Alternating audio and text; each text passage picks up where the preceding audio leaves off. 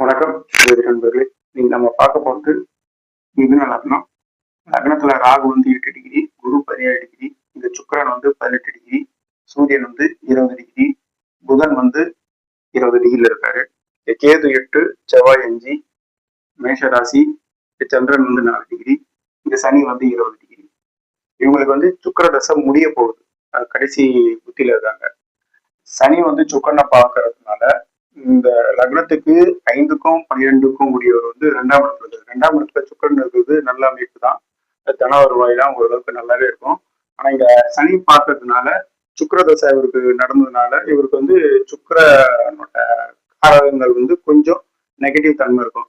பெண்கள், சொகுசு, காமம் இது போன்ற விஷயங்கள் வந்து இவருக்கு வந்து கொஞ்சம் நெகட்டிவ் தன்மை இருக்கும். ஏன்னா வந்து சனி வந்து சுக்கரனை பார்த்தாலே வந்து சுக்கரன்னாலே வந்து பெண்கள், நம்மை சுற்றி இருக்கக்கூடிய பெண்கள், நம்மளோட உறவாகட்டும், தாயாக இருக்கட்டும், சந்திரன் வந்து குறிக்கும். அது வந்து 35 வயதுல இருந்து 45 வயது வரை இருக்கும்.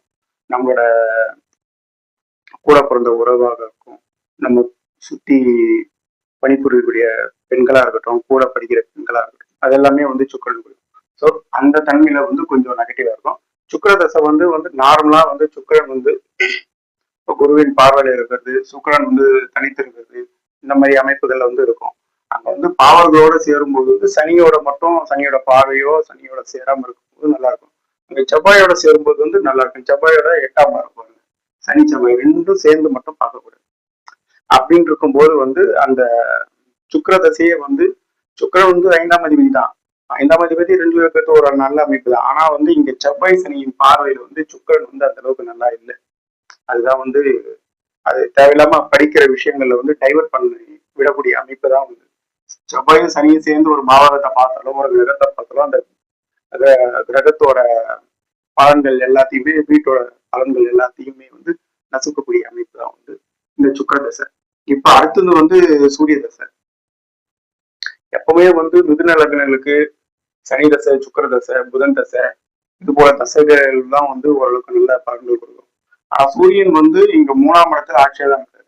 இவருக்கு வந்து 3ஆம் இடம்ன்றது ஆட்சியா தான் இருக்கு. 3ஆம் இடம்ன்றது தைரிய வீரிய ஸ்தானம் வந்து ஒரு அழைப்பாளர் இருக்குது, ஆட்சி அமைக்கிறது, ஆட்சியா இருக்கிறது வந்து ஒரு நல்ல அமைப்பு தான். நல்ல வேலை இவருக்கு வந்து எந்த ஒரு பாவ தொடர்பும் இல்லை. இப்ப அவயோக தசைகள் வருந்தாலே வந்து 2ஆம் நிலை சுபத்துவ படிப்பு, தொழில்கள் தான் வந்து அமையக்கூடிய அமைப்பு. இருந்தாலும் வந்து இந்த சூரியன் வந்து தனித்து தான் இருக்கிறது. தனித்து ஆட்சியா இருக்கிற அமைப்புல கெடுக்காத அமைப்புல தான் இருக்கிறது. அடுத்து வர சூரிய தசை, சந்திர தசை, செவ்வாய் தசை, ராகு தசையில இருந்து தான் இவங்களுக்கு வந்து ஓரளவுக்கு நல்ல முன்னேற்றம் இருக்கக்கூடிய பிற்பகுதி வாழ்க்கை தான் வந்து ஒரு 25 வயது உள்ள நபர் தான் இவரு. இப்ப அடுத்து வர சூரிய தசை வந்து பாத்தீங்கன்னா 3ஆம் இடத்துல சிம்மத்துல வந்து ஆட்சியா இருக்குது. தந்தை வழி உறவினர்களோட ஓரளவுக்கு இங்க நல்லா இருக்கக்கூடிய அமைப்பு. ஏன்னா சிம்மத்துல வந்து சூரியன் இருக்கிறது நல்ல அமைப்பு தான். அரசாங்க வழியில இங்க சுபத்துவமா இருந்ததுன்னா சூரியன் வந்து ஓரளவுக்கு நல்ல பலன். எப்பவுமே வந்து அவயோக தசை, இந்த லக்னத்துக்கு அவயோக தசைகளா இருந்ததுன்னா அவங்களுக்கு வந்து பாத்தீங்கன்னா சுபத்துவமா இருந்தா நல்லா இருக்கும். சுபத்துவமா இருந்தா ஓரளவுக்கு நல்ல பலன்கள் செய்வாங்க. இப்படி சனி செவ்வாயோட சேர்ந்து பார்க்கும்போதுதான் வந்து ராகுவோட சேரும்போது அவங்களோடு இருக்கும்போது தான் வந்து அந்த அளவுக்கு நல்ல பலன் இருக்காது, கெடு பலன் இருக்கும். இப்ப பெருசா கெடுக்கவும் மாட்டாங்க, நார்மலா போகும், அந்த ஃப்ளோல போகும் பார்த்தீங்களா, அந்த மாதிரி ஓரளவுக்கு நார்மலா போகும்.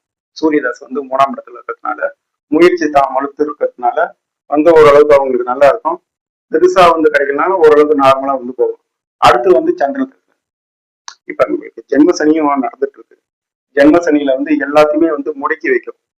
ஜென்ம சனி வந்து முடக்கி வச்சுட்டு அதுக்கப்புறம் ஜென்ம சனி முடிஞ்சதுக்கு அப்புறம் எல்லாத்தையும் சேர்த்து கொடுக்குற அமைப்பு தான். இப்ப ஒரு ஆபீஸ்ல வந்து நம்ம வேலை செய்யறோம் அப்படிங்கிற பட்சத்துல மாசம் மாசம் வந்து ஒரு 1000, 1500, 1800 ஒரு பிஎஃப் அமௌண்ட் பிடிக்கிறாங்க பார்த்தீங்களா. அப்போ நம்ம ஒன்று ரிசைன் பண்ணும் போதோ இல்ல நமக்கு பிஎஃப் அமௌண்ட் வந்து ஒரு சுப நிகழ்ச்சிக்கு தேவைப்படுது, அந்த மாதிரி பண்ணும்போது நம்ம வந்து அப்ளை பண்ணி எடுக்கிறோம் பார்த்தீங்களா, அந்த மாதிரி பல்கா அப்பதான் வந்து இந்த 7 சனியோ அஷ்டம சனியோ அது போல அமைப்பை தேக்கி வச்சு முடக்கி அதுக்கப்புறமா தான் கொடுக்கக்கூடிய அமைப்பு. இவருக்கு ஜென்ம சனி வேற போயிட்டு இருக்கு. அடுத்து வந்த சந்திர தசை கூட ஒன்றும் பெருசா வந்து அவருக்கு கிடைக்காது.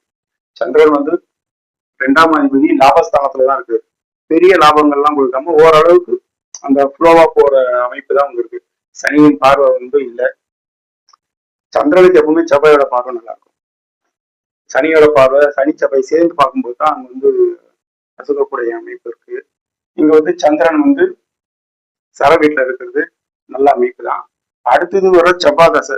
இந்த லக்னத்துக்கு எப்பவுமே வந்து செவ்வாய் வந்துதான் அவயோகர். செவ்வாய் தசை வந்து பெருசா வந்து கெடுக்காம இருக்கிறதுக்கு இங்க குருவின் பார்வை இருக்கு. இங்க செவ்வாய் வந்து கேதுவோட சேர்ந்துருக்காரு பாத்தீங்களா. செவ்வாயினாலே வந்து முரட்டு, தைரியம், வீரியம் அதெல்லாம் கொடுக்கறது, முன்கோபத்தை கொடுக்கக்கூடியது அமைப்பு. அங்க கேது வந்து சேரும் போது என்ன போனா அந்த முரட்டுத்தனம் இருக்கு பாத்தீங்களா, அதை வந்து கட்டுப்படுத்துவாரு. கோபத்தை கட்டுப்படுத்துவாரு, முரட்டுத்தனத்தை கட்டுப்படுத்துவாரு, வேகமா பேசுறாங்க பாத்தீங்களா அதெல்லாம் கட்டுப்படுத்துவார், தைரியத்தை கட்டுப்படுத்துவார். விவேகத்துடன் கூடிய தைரியம் இருக்கும். எடுத்தோடனே அவங்களுக்கு வந்து தைரியம் வந்து பெருசா இருக்கும். கொஞ்சம் வந்து என்ன பண்ணுவாங்க, கொஞ்சம் நிதானமா யோசிப்பாங்க, கொஞ்சம் பயப்படத்தன்மை இருக்கும். அந்த தைரியத்தை வந்து கம்மி பண்ணக்கூடியவர் தான் இங்க வந்து கேது. இங்க வந்து குரு வந்து பாக்குறாரு பார்த்தீங்களா, அப்ப விவேகத்தோட இருப்பாரு. குருவின் பார்வையில செவ்வாய் இருக்கிறதும் நல்ல அமைப்பு, கேதுவோட சேர்ந்து இருக்கிறது சூட்சும குருன்றதுனால ஓரளவுக்கு அங்க நல்ல அமைப்பு. குருவின் பார்வையில் இருக்குது. கெடுக்கலனாலும் பரவாயில்ல, இவங்களுக்கு வந்து பெருசா கெடுக்க மாட்டாங்க.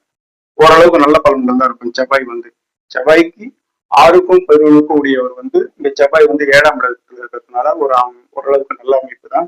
செவ்வாய் வந்து லக்னத்தை பார்க்கறதும் ஒரு நல்ல அமைப்பு தான். வந்து இங்க சனியோட பார்வை வந்து இல்லை. இப்போ குரு பார்க்கறதுனால செவ்வாய் வந்து நல்லதா இருக்கு. செவ்வாய்க்கு அடுத்தது ராகுதசை. ராகுதசை உண்மையிலேயே நல்லா இருக்கும். ஏன்னா லக்னாதிபதி வலுவை பொறுத்துதான் அவர் எவ்வளவு சம்பாதிக்கிறாருன்றது, லட்சங்கள் சம்பாதிக்கிறாரா, கோடிகள் சம்பாதிக்கிறாரான்றது. லக்னாதிபதி புதன் உச்சமா இருக்கிறாரு. லக்னாதிபதி புதன் வந்து உச்சமா இருக்கிறாரு. எப்பவுமே வந்து ராகு கேதுக்கள் வீடு கொடுத்தவர் வலுதான் வந்து மெயின் பார்க்கணும். வீடு கொடுத்தவன் வந்து உச்சமாக இருக்கிறதோ, ஆட்சியாக இருக்கிறதோ, நல்ல சுபத்துவமாக இருந்தா அந்த ராகு தசை நல்ல பலனை கொடுக்கும். இப்ப எப்பவுமே மிதுன ராகு அந்த அளவுக்கு நல்லது செய்யாது. ஆனா இங்க உச்சனோட வீட்டுல இருக்கிறாரு ராகு. உச்சனோட வீட்டுல இருக்கிறதும் சுபரோட சேர்ந்து இருக்கிறாரு, குருவோட சேர்ந்து இருக்கிறாரு இந்த ராகு. அப்படி இருக்கும்போது உங்களுக்கு ராகு தசை வந்து அட்டகாசமா இருக்கும். ஏன்னா லக்னாதிபதி வந்து எப்பவுமே வந்து வெயிட்டான தன்மையில இருக்கும். லக்னாதிபதி நல்லா இருந்தா மட்டும்தான் அவரோட கெப்பாசிட்டிக்கு ஏற்ற மாதிரி 10 பேருக்கு தலைவனா இருக்காங்களா இல்ல லட்சம் பேருக்கு தலைவனா இருக்காங்கன்ற பொறுத்து தான் இவரோட இருக்கும். ராகு தசை உண்மையிலேயே வந்து இவருக்கு சூப்பரா இருக்கும். ராகு வந்து சுபத்துவப்படுத்தப்பட்ட செவ்வாயின் பார்வையில் இருக்கிறதும், குருவின் இணைவில் இருக்கிறதும், உச்சனோட வீட்டுல இருக்கிறதும் ராகு தசை சூப்பரா இருக்கும். அடுத்த குரு தசையும் நல்லா இருக்கும். ராகு டிகிரி அமைப்புல ஓரளவுக்கு விலகிதான் இருக்கிறாரு. ராகு தசை குரு தசைலாம் வந்து ராகு தசை தான் மெயின். ராகு தசையில தான் இவர் வந்து லட்சங்களை தாண்டி கோடிகளை சம்பாதிக்கக்கூடிய அமைப்பு. என்கிட்ட அப்பாயின்மெண்ட் வேணும் அப்படின்னா இந்த நம்பருக்கு வந்து கான்டாக்ட் பண்ணுங்க. 9940070010. இந்த வீடியோ பிடிச்சிருந்தா லைக் பண்ணுங்க, ஷேர் பண்ணுங்க, கமெண்ட் பண்ணுங்க. நன்றி, வணக்கம்.